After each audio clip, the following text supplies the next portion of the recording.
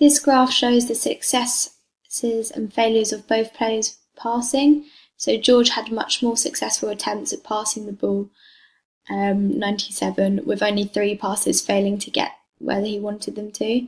Compared to the group average, this is much higher because the group average was 65. So George was also below the group average of unsuccessful passes, which was 8, and he only had 3. This is different to Tabby, as she had a much smaller amount of passes, therefore only 30 successful ones and 7 unsuccessful. Overall, the number of successful passes for her was below that group average, but the amount of unsuccessful was also below. It's clear that she could do some more movement and practice in order to get into the correct space to receive the ball, which would enable her to pass better, and it mustn't be ignored that she actually did have a lower average number of passes for the total she had, so compared to the group she had the ball much less, so it's expected for her to have less successful passes. This figure shows the offensive rebounds in the bar graph. So George managed to get 6 rebounds, which was above the group average of 1, which shows he was able to do a box out and gain the possession of the ball when the shot was missed.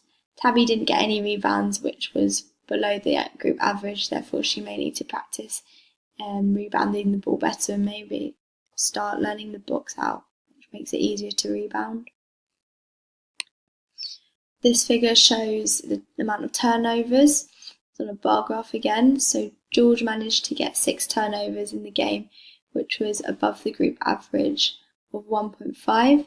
This shows he was more successful in positioning himself in the correct positions to intercept or turn over the ball. Tabby managed to get a 1, which is just slightly below the group average. Therefore, she could do with some more practice in getting herself into the position to get the turnover. Figure 5 shows the amount of layups in the game. So George had 12 successful ones and 2 unsuccessful ones, leaving him to be 86% accurate. This is above the group average of 65. And Tabby had 2 successful shots, which was on the group average of 2, and missed 5, which is above the average of the group, which was 1.5. And this left her 28% accurate, which was below the group average. Therefore, she needs to be able to improve her layup stats a bit more. So the schematic is the movements of a player on court. So on this slide I've put George's and Tabby's. The first schematic is George's movement in the game. So it's clear he's moved around a lot more than Tabby, and he was very involved in the game because he was using the central channels. It is in orange ink, so it's quite hard to see, but he's got lines all the way around here. And schematic B shows Tabby's movements in the game, and she stuck to one side more than the other and didn't have much movement around the goals. So it's clear that she didn't move around as much as George, which means she might not have been as involved in the play, which can relate to why her stats overall were a bit lower than George's. So her movements are around here, and they're very one-sided. She moved a lot less than George. So you can also analyse the movement through measuring the distance travelled by each player on the court, and George moved the distance of 3,200 metres and Tabby only moved a distance of 1,500 metres, which really does show you who was more involved in the game. This is the group data, which I've decided to analyse a correlation from. So I've decided to use the distance the players moved and how many passes they managed to attempt. The reasoning behind this is the more the player moves around the court, the more opportunities they will have to receive and pass the ball. There will also be reasoning of passing and movement. So after receiving the ball, they're straight on to moving to receive the next pass or to where the ball's headed. So the red highlights George's movements and passes, and the green highlights Tabby's.